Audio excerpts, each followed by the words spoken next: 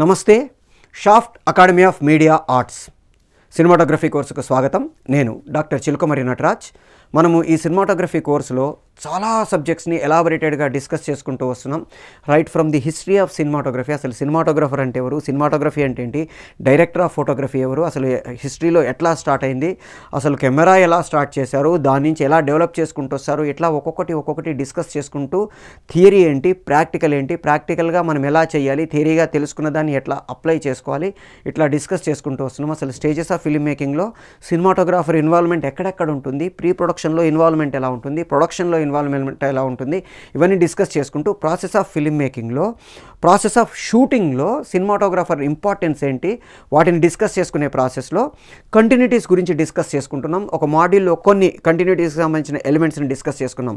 కంటిన్యూటీస్కి సినిమాటోగ్రాఫర్కి relationship ఏంటి అనిపిస్తుంది, అరే మేకప్కి సినిమాటోగ్రాఫర్కి రిలేషన్షిప్ ఏంటి, కాస్ట్యూమ్స్కి సినిమాటోగ్రాఫర్కి రిలేషన్షిప్ ఏంటి, ఇట్లా అనిపిస్తుంది. కానీ ఫ్రేమ్లో కనబడే ప్రతిదీ సినిమాటోగ్రాఫర్కి తెలియాలి, తెలుసుకోవాలి. అందుకని మనం ఈ ఎలిమెంట్స్ని ఎలాబొరేటెడ్గా డిస్కస్ చేసుకుంటున్నాం. ఆ ప్రాసెస్లో కంటిన్యూటీస్కి సంబంధించిన కొన్ని ఎలిమెంట్స్ని ఆల్రెడీ ఇంతకుముందు ఒక మాడ్యూల్లో డిస్కస్ చేసుకున్నాం.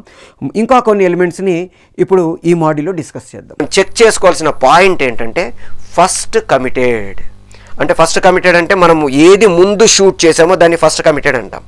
అంటే ఉదాహరణకి 12వ సీన్ షూట్ చేశారనుకోండి, 11వ సీను 13వ సీను ఈ 12వ సీన్ బట్టి మనం చేసుకోవాలి. 18వ సీన్ చేశాను అనుకోండి, దీనికంటే ముందు సీను దీని తర్వాత సీన్లు ఏవైతే ఫ్లోటింగ్లో ఉన్నాయో అవన్నీ మనం ఆల్రెడీ కమిట్ అయిపోయిన 18వ సీన్ను బేస్ చేసుకుంటూ పోతాము. అట్లా ముందు కమిట్ అయిన సీన్ను బట్టి మనం చేసుకుంటూ పోతాము. సో ఇట్లా కాస్ట్యూమ్స్ని మనం మిస్ కాకుండా చాలా జాగ్రత్తగా చెక్ చేసుకోవాలి. ఇప్పుడు మీ ఉదాహరణకి బాహుబలి సినిమాలో చూడండి, బాహుబలి సినిమాలో తమన్నా గారి దీంట్లో కొన్ని షాట్స్లో బ్యాక్ సైడ్ ఒక రిబ్బన్ ఉంటుంది, బ్యాక్ నుంచి తీసిన దాంట్లో రిబ్బన్ ఉండదు, ఓపెన్ ఉంటుంది. సైడ్ నుంచి తీసిన దాంట్లో రిబ్బన్ ఉంటుంది. ఇట్లాంటివి ఉండకుండా చెక్ చేసుకోవాలి. కాస్ట్యూమ్స్కి సంబంధించి ప్యాటర్న్ కావచ్చు, టెక్స్చర్ కావచ్చు, స్టైల్ కావచ్చు, డిజైన్ కావచ్చు, కలర్ కావచ్చు, వాట్ ఎవర్ ఇట్ ఈస్, దాంట్లో ఏం తేడాలు లేకుండా మనం జాగ్రత్తగా రాసుకుంటాము, ఫోటోలు తీసుకుంటాము. ఒకవేళ కొన్ని ప్యాటర్న్స్ ఉంటాయి, 3-4 ఒకే రకమైన ప్యాటర్న్స్ కూడా ఉంటాయి. అప్పుడు క్లోజ్ షాట్ తీసుకొని దాన్ని మన ఫొటోస్ తీసి పెట్టుకోవడానికి ట్రై చేస్తాము. ఇట్లా మనం సెట్లో కాస్ట్యూమ్ కంటిన్యూటీ ప్రాబ్లం రాకుండా scene to scene continuity check చేసుకుంటాం. ఓకే, ఇప్పుడు కాస్ట్యూమ్ కంటిన్యూటీలో scene with in the scene కంటిన్యూటీస్లో కూడా ప్రాబ్లమ్స్ వస్తాయి. ఎలా రావచ్చు ఇవి? జనరల్గా ఏమవుతుందంటే ఈ బటన్స్ తీయడాలు, చేతులు మడత పెట్టడాలు, లేదా ఫుల్ హ్యాండ్స్ని మడత పెట్టిన చేతుల్ని ఫుల్ పెట్టుకోవడాలు, ఇట్లాంటి చేంజ్ ఓవర్స్ ఈ గ్యాపులలో జరుగుతుంటాయి. అవి జరగకుండా చూసుకోవాలి. ఉదాహరణకి ఒక షాట్లో గుండీలన్నీ పెట్టి మంచి యాక్టింగ్ చేశాడు, అయిపోయిన తర్వాత బ్రేక్ అన్నాం, పక్కకి వెళ్ళాడు, కూర్చున్నాడు, ఉక్కపోస్తూ ఉంటుంది, ఓపెన్ చేశాడు, తీసుకున్నాడు, కూర్చున్నాడు, కబుర్లు చెప్పుకున్న తర్వాత షాట్ రెడీ సార్ అంటారు, ఓకే అని వస్తాడు, అలాగే కంటిన్యూ చేస్తాడు. ఆ బ్లాక్లో నుంచి తీసిన వాటిలన్నిట్లలో గుండీ ఓపెన్ ఉంటుంది, ఈ బ్లాక్లో నుంచి తీసిన వాటిలన్నిట్లలో గుండీ పెట్టేసి ఉంటుంది. ఇలాంటివి చేతులు ఫుల్ హ్యాండ్స్ అక్కడ షాట్లో పెట్టుకుంటాడు, పక్కకి వెళ్ళినప్పుడు తీసేసి చెప్పండి సార్ ఏంటి సంగతిలో వాళ్ళ ఫ్రెండ్స్ తోటో లేకపోతే డైరెక్టర్ తోటో ప్రొడ్యూసర్ తోటో ఇంకొకళ్ళతోటో పక్క ఆర్టిస్టులతోటో డిస్కస్ చేసుకుంటాడు. అయిపోయిన తర్వాత రెడీ రండి అనగానే అట్లాగే వస్తాడు. కొన్ని షాట్లలో ఇక్కడ దాకా ఉంటుంది, కొన్ని షాట్లలో ఇక్కడ దాకా ఉంటుంది. ఇలాంటివి కూడా చూసుకోవాలి మనము. సార్ ఇంతకుముందు ఫుల్ హ్యాండ్స్ కపుల్స్ పెట్టేసి ఉన్నాయి సార్, ఆ కప్స్ పెట్టేసి ఉన్నాయి, మీరు ఇప్పుడు ఫోల్డ్ చేశారు, ఓపెన్ చేయండి. లేదా ఇంతకుముందు ఫోల్డ్ చేసి ఉన్నాయి సార్, ఇప్పుడు ఓపెన్ చేశారు, ఫోల్డ్ చేసేయండి. ఇట్లా మనం వాళ్ళకి ముందు చెక్ చేసుకుంటూ సెట్లోకి వెళ్ళి షాట్ తీసే టైంకి జనరల్గా ఎప్పుడైనా సరే ఈ కంటిన్యూటీస్ ఎట్లా చెక్ చేసుకుంటామంటే ఫస్ట్ షాట్ ఒకటి కమిట్ అయిన తర్వాత దాన్ని రాసుకోవాలి. కంటిన్యూటీ షాట్ ప్రకారం వాళ్ళు ఉన్నారా లేదా రాసుకున్న తర్వాత కూడా ఫస్ట్ షాట్ కంప్లీట్ అయిపోయేదాకా కూడా దాన్ని మనం కన్ఫర్మ్ చేసుకోకూడదు. ఎందుకని అంటే ఫస్ట్ షాట్ తీసే టైంలో బ్యాక్గ్రౌండ్కి కాస్ట్యూమ్స్కి మ్యాచ్ కాకపోవచ్చు, లేకపోతే కెమెరాలో అది ఆక్వర్డ్గా కనపడుతూ ఉండొచ్చు, లేకపోతే ఇంకా రకరకాల ప్రాబ్లమ్స్ వల్ల ఒక పని చేయండి సార్, ఈ షర్ట్ తీసేసి వేరే షర్ట్ వేసుకోండి అని చెప్పేస్తారు. అందుకని ఒక షాట్ కమిట్ అయిపోయిన తర్వాత డైరెక్టరు సినిమాటోగ్రాఫర్ దాన్ని ఓకే అనేసిన తర్వాత ఇప్పుడు ఆ కాస్ట్యూమ్ మారే అవకాశాలు ఉండవు, కాబట్టి అప్పుడు మనం కంటిన్యూటీస్ రాసుకోవాలి. ఓకే షర్ట్ ఏం వేసుకున్నాడు, ఇది వేసుకున్నాడు, ఎట్లా చేతులు మడత పెట్టాడు, మొత్తం డీటెయిల్డ్గా వేసుకొని ఒక 2 ఫోటోలు తీసుకొని పక్కన పెట్టుకుంటాం. ఇట్లా కాస్ట్యూమ్స్ని సీన్ టు సీన్ కావచ్చు, విత్ ఇన్ ది సీన్ కావచ్చు, కాస్ట్యూమ్స్ కంటిన్యూటీ చూసే అసిస్టెంట్ డైరెక్టర్ ఎవరైతే ఉన్నారో వాళ్ళు దీన్ని కంటిన్యూటీస్ని చెక్ చేసుకొని ప్రాబ్లమ్స్ రాకుండా చూసుకోవాలి. Next makeup continuity. జనరల్గా మేకప్ కంటిన్యూటీ కూడా scene to scene, with in the scene 2 రకాలుగా ఉంటుంది. ఈ మేకప్లో జనరల్గా ఏమవుతుందంటే స్ట్రైట్ మేకప్, మనకి మేకప్లో ఉండడంలోనే straight makeup, character makeup, corrective makeup, effects, ఇలా 4 రకాల మేకప్స్ ఉంటాయి. స్ట్రైట్ మేకప్ అంటే ఆర్టిస్ట్ జనరల్గా బయట ఎలా కనపడతాడో అలాగే ఉండేటట్టుగా మనం మేకప్ చేసి పంపించడాన్ని స్ట్రైట్ మేకప్ అంటాము. క్యారెక్టర్ మేకప్ అంటే ఒక క్యారెక్టర్ ఎస్టాబ్లిష్ అయ్యేటట్టుగా కనపడడానికి మనం చేసే మేకప్ని మనం క్యారెక్టర్ మేకప్ అంటాము. కరెక్టివ్ మేకప్ అంటే దాంట్లో ఉండే చిన్న చిన్న లోపాలని సరిదిద్ది మనం ఆర్టిస్ట్ బాగా కనపడడానికి చేసే మేకప్ని మనం కరెక్టివ్ మేకప్ అంటాం. ఉదాహరణకి నాకు ఇక్కడ ఒక ఘాటు ఉంటుంది, ఈ ఘాటుని తీసేస్తాం, ఇక్కడ వైట్ హెయిర్ వచ్చింది, దీన్ని ఎడ్జ్ చేసేస్తాం, ఫేస్కు ఉండే ఏదన్నా మచ్చలు అవి ఉంటే పెట్టడానికి అట్లా మొత్తం నీట్గా సెట్ చేసి అందవికారంగా కనపడకుండా, అందవికారం ఇన్ ద సెన్స్ క్యారెక్టర్ బాగా కనబడేటట్టుగా మనం మేకప్ చేస్తే దాన్ని కరెక్టివ్ మేకప్ అంటాము. Last but not the least effects. తలకాయ బద్దలైంది, రక్తం కారింది, పెద్ద ముక్కు ఉంది, ఎర్ర కళ్ళు ఉన్నాయి. ఇప్పుడు మనకి హనుమాన్ సినిమాలో మణి వాడినప్పుడల్లా అబ్బాయి కళ్ళు రెడ్ అవుతాయి, దానికోసం లెన్సులు పెట్టుకున్నారు. పాపం ఆ లెన్స్ ప్రభావం వల్ల అబ్బాయికి కంటికి ప్రాబ్లం వచ్చింది. ఇప్పుడు సినిమా రిలీజ్ అయిన తర్వాత he's going to be operated that eye. ఆ కన్నుకి ప్రాబ్లం వచ్చింది ఊరికే ఆ రెడ్ లెన్సులు పెట్టడం వల్ల. కానీ తప్పదు, కొన్నిసార్లు పెట్టుకుంటాము. సో మేకప్ చేసేటప్పుడు పర్టికులర్గా క్యారెక్టర్ మేకప్ చేసేటప్పుడు ఈ కంటిన్యూటీస్ని చెక్ చేసుకోవాలి. ఏమవుతుందంటే ఆ క్యారెక్టర్కి మనం చేసే మేకప్ తర్వాత సీన్లలో అలాగే ఉండేటట్టుగా జాగ్రత్తలు తీసుకోవాలి. కొన్నిసార్లు ఘాట్లు పెడతాము. ఇప్పుడు బాహుబలి సినిమాలో మీరు అబ్జర్వ్ చేస్తే ఫస్ట్ హాఫ్లో రాణా క్యారెక్టర్కి ఘాటు ఉంటుంది. అంటే బాహుబలి 1లో ప్రజెంట్ మహేంద్ర బాహుబలి అక్కడికి వెళ్ళే టైంకి ఇక్కడ ఒక ఘాటు ఉంటుంది. కానీ మనకి ఫ్లాష్ బ్యాక్లోకి వెళ్ళి అమరేంద్ర బాహుబలి వాళ్ళ దాంట్లో పనిచేసేవాడు ఆ తాళపత్రాలు ఎత్తుకుపోవడాలు ఆ సీన్లో దేంట్లో కూడా మీకు ఘాటు ఉండదు. ఇదేంటి ఫస్ట్ దాంట్లో ఏదో ఘాటు ఉన్నట్టుంది, ఇక్కడ ఘాటు లేట్ ఏంటి అనుకుంటూ చూస్తుంటాడు ప్రేక్షకుడు. కానీ ఆ ఘాటు ఎప్పుడు పెట్టాడు? కుమారవర్మని బిజ్జల దేవుడు నమ్మించి రాణాని మన బల్లాల దేవుడిని చంపడానికి రహస్య ద్వారాలు తెరిచి పంపించిన సిచ్యువేషన్ తర్వాత తనని దాడి చేశారు అని తల్లిని నమ్మించడం కోసం, శివగామిని నమ్మించడం కోసం బల్లాల దేవుడు ఆ ఘాటు పెట్టుకుంటాడు. ఆ ఘాటు కంటిన్యూ ఉంటుంది. నెక్స్ట్ అంతా సెకండ్ హాఫ్ అంతా అంటే ఆ సీన్ అంటే బాహుబలి చనిపోయిన తర్వాత సీన్లన్నిట్లలో నుంచి అది కంటిన్యూ ఉంటుంది. అమరేంద్ర బాహుబలి చనిపోయిన సీన్స్ తర్వాత ఈ ఘాటు కంటిన్యూ ఉంటుంది. సో ఆ ఘాటు ఎట్లా పెట్టాము? కంటి మీద ఘాటు, కంటి మీద ఇలా ఘాటే, ఇలా ఘాటే, ఇలా ఘాటే, ఇలా ఘాటే, ఎలా బొమ్మ వేసుకుంటాము. కొన్నిసార్లు ఇంచెస్తో సహా రాసుకుంటాము, రైట్ సైడా లెఫ్ట్ సైడా. ఉదాహరణకి టోటల్ రీకాల్ అని ఒక సినిమా ఉంటుంది. ఆ టోటల్ రీకాల్ సినిమాలో ఆ అమ్మాయి లిఫ్ట్లో వస్తుంటే కాలుస్తారు, కాల్చగానే కరెక్ట్గా రైట్ ఐబ్రో మీద బుల్లెట్ దిగుతుంది. ఆ అమ్మాయిని తీసుకొని ఆ బాడీని ఇంట్లోకి తీసుకొని వచ్చేసరికి లెఫ్ట్ ఐబ్రో మీద బుల్లెట్ ఉంటుంది. ఏంటి లెఫ్ట్ ఐబ్రో నుంచి రైట్ ఐబ్రో నుంచి లెఫ్ట్ ఐబ్రోకి ఎప్పుడు మారింది అని చూస్తుంటాం. ఆ లిఫ్ట్ సీను ఒక సంవత్సరం ముందో 6 నెలల ముందో 2 నెలల ముందో చేసి ఉంటారు. ఈ ఇంట్లో సీను 2 నెలల తర్వాత చేసి ఉంటారు. సో ఏమని రాసుకున్నారు? బుల్లెట్ ఆన్ ఫోర్ హెడ్ అని రాసుకుంటారు. ఫోర్ హెడ్ అంటే ఇక్కడి నుంచి ఇక్కడ దాకా మొత్తం ఫోర్ హెడ్డే. ఇక్కడ కావచ్చు, ఇక్కడ కావచ్చు, ఇక్కడ కావచ్చు, ఇక్కడ కావచ్చు, ఇక్కడ కావచ్చు. జాగ్రత్తలు తీసుకోవాలి ఈ మేకప్లో. అట్లాగే రక్తం కారింది, ఇక్కడి నుంచి రక్తం కారింది ఒక సీన్లో ఇక్కడికి ఉండి మళ్ళీ నెక్స్ట్ సీన్లో ఇక్కడికి ఉంటుంది. కొన్ని సీన్లలో మీరు అబ్జర్వ్ చేస్తే, ఇప్పుడు ఉదాహరణకి ఇందిరా సినిమా చూడండి. ఇందిరా సినిమాలో ఆ పిల్లాన్ని తీసుకొని పోయే సీన్ ఉంటుంది. తీసుకెళ్ళి అక్కడ తులసి మొక్కను పాతేస్తాడే. ఆ సీన్లలో షర్టు మీద కొన్నిసార్లు ఇక్కడ రక్తం ఉంటుంది, కొన్నిసార్లు ఉండదు, కొన్నిసార్లు ఇటువైపు ఉంటుంది రక్తం, కొన్నిసార్లు ఇక్కడ రక్తం ఉంటుంది. విచిత్రంగా ఉంటుంది. 3-4 రోజులు తీశారు ఆ సీన్ని. ఎందుకంటే తులసి కోట పెట్టాలి, తవ్వాలి, అవన్నీ చెయ్యాలి కాబట్టి తవ్వింది చూపించాలి. ఒక రోజు అయిపోయింది. దాంట్లో మళ్ళీ తులసి కొట్ట పెట్టి దాని మీద మొక్క పెట్టాలి. ఆ మొక్క మంచి నీళ్లు పోస్తే ఒక 2 రోజులు నీళ్లు పోసిన తర్వాత తీసేటట్టుగా ఉండాలి. అందుకని మీరు ఇందిరా సినిమా చూడండి, రక్త మరకలు కొన్ని షాట్స్లో ఉంటాయి, కొన్ని షాట్స్లో ఉండవు. ఎందుకంటే ఒకరోజు తీయలేదు కాబట్టి రకరకాలుగా మీకు కనబడుతూ ఉంటుంది. అట్లాగే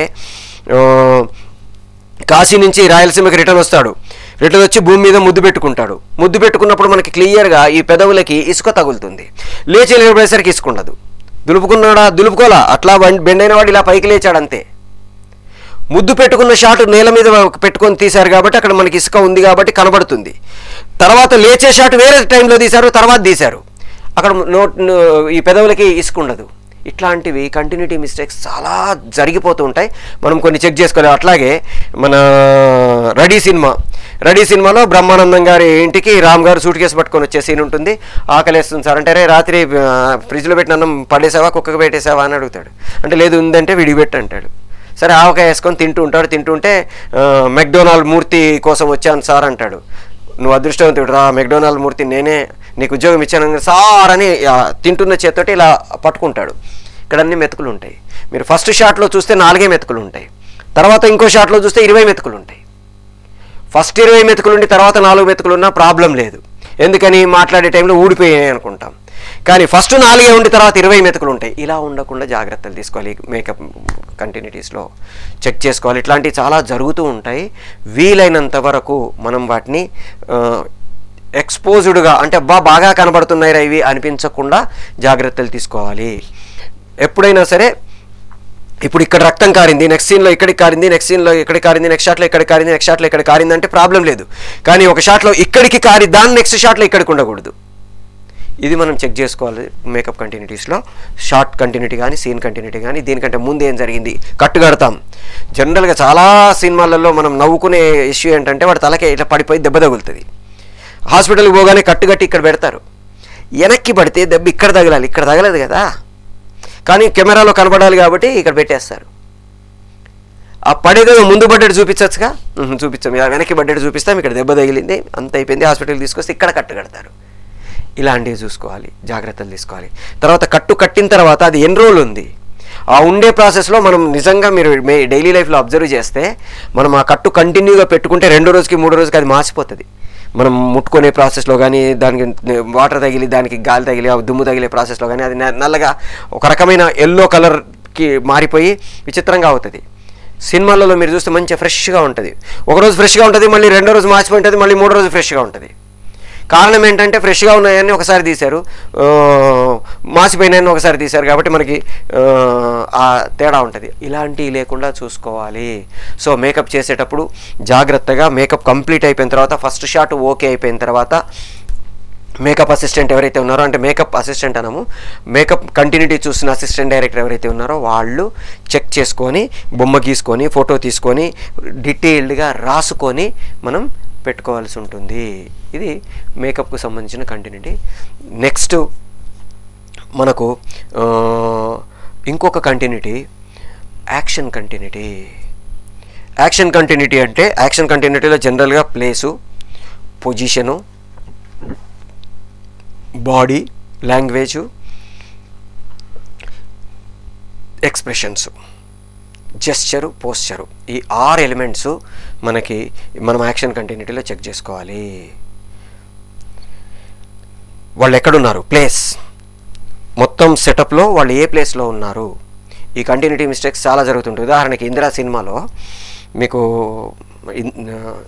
జనరల్గా మీకు ఇందిరా కాదు ఠాగూర్ సినిమాలో మీకు ఎందుకు ఫేమస్ సినిమాలు చెప్తున్నానంటే అవి మీరు చూసేసి ఉంటారు కాబట్టి వాటిలో నుంచి ఎగ్జాంపుల్స్ చెప్తున్నాను. చిన్న సినిమాలలో బోల్డ్ ఉంటాయి, ఆ సినిమా మీరు చూసి ఉండకపోవచ్చు, చూసి ఉండొచ్చు. అందుకని ఠాగూర్ సినిమా లాంటి అందరికీ తెలిసిన సినిమాల ఎగ్జాంపుల్స్ చెప్తున్నాను అనమాట.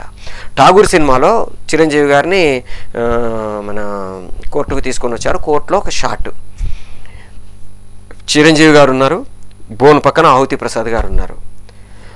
ఒక ప్రొఫెసర్ అయిన మీకు ఒక మనిషిని హత్య చేయడం నేరమని తెలియదా అని ఆహుతి ప్రసాద్ గారు చిరంజీవి గారిని అడిగాడు. అడిగితే మీరు ఒక పబ్లిక్ ప్రాసిక్యూటరు, మీకు 2 బార్లు ఉన్నాయి, విజయవాడలో ఫలానా ఉంది, అలంకార థియేటర్ ఉంది, అవన్నీ ఉన్నాయి, ఈ ఆస్తులన్నీ ఎక్కడి నుంచి వచ్చాయి అని అడిగారు. ఆహుతి ప్రసాద్ గారు ఆ బోన్ దగ్గర చేపట్టుకొని తలకాయ దించుకొని అని ఒక దొంగ చూపు చూస్తారు. కట్ చేస్తే చిరంజీవి గారి క్లోజ్ దగ్గర నుంచి స్టార్ట్ అవుతుంది. మన దేశంలో పుట్టిన దగ్గర నుంచి చచ్చిపోయేంత వరకు ఎక్కడెక్కడ లంచం, పుట్టిన దగ్గర లంచం, హాస్పిటల్లో లంచం, ఆ లంచం, ఈ లంచం, లంచం లంచం లంచం అనుకుంటూ ఇంత పెద్ద దాదాపు ఒక 1.5 minute డైలాగ్ ఉంటుంది.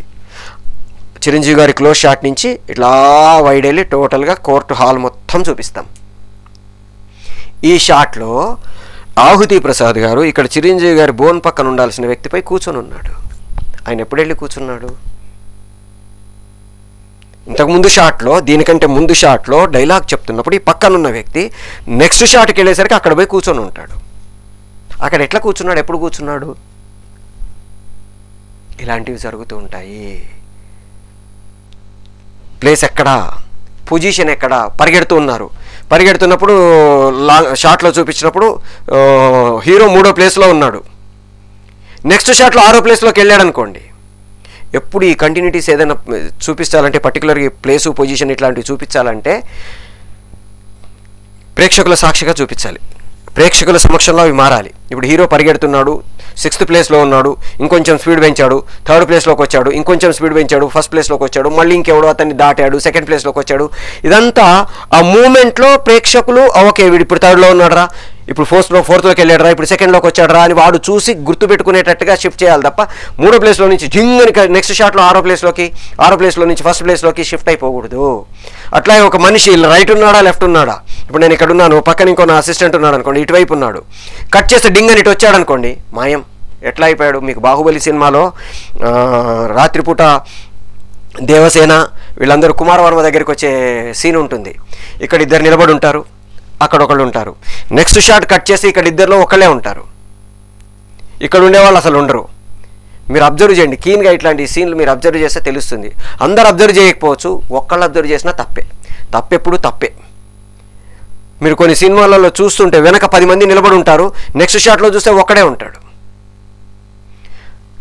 కాకుండా చూసుకోవాలి. అట్లాగే మనమున్న ప్లేస్ ఏంటి, మనకున్న ప్లేస్కు బ్యాక్గ్రౌండ్లు ఏమున్నాయి, అవి కూడా చెక్ చేసుకొని మనం షార్ట్స్ తీసుకోవాలి. సో ప్లేసు, వాళ్ళ యాక్టివిటీ, అంటే చెయ్యి ఇలా పెట్టి అరే అన్నాడు, నెక్స్ట్ షాట్లో అవునా ఎందుకలా అని ఉన్నాడు అనుకోండి, ఈ చెయ్యి ఇక్కడి నుంచి ఇక్కడికి ఎప్పుడు వచ్చింది, కూర్చొని ఉన్నాడు, నిలబడ్డాడు అనుకోండి, ఎప్పుడు నిలబడ్డాడు, ఇట్లాంటి చాలా జరుగుతూ ఉంటాయి. జరగకుండా జాగ్రత్తలు తీసుకోవాలి. ఈ పర్టికులర్గా యాక్షన్ కంటిన్యూటీలో మనం అనుకున్న ప్లేసు, పొజిషను, మూమెంటు, యాక్టివిటీ ఇవన్నీ చెక్ చేసుకోవాలి.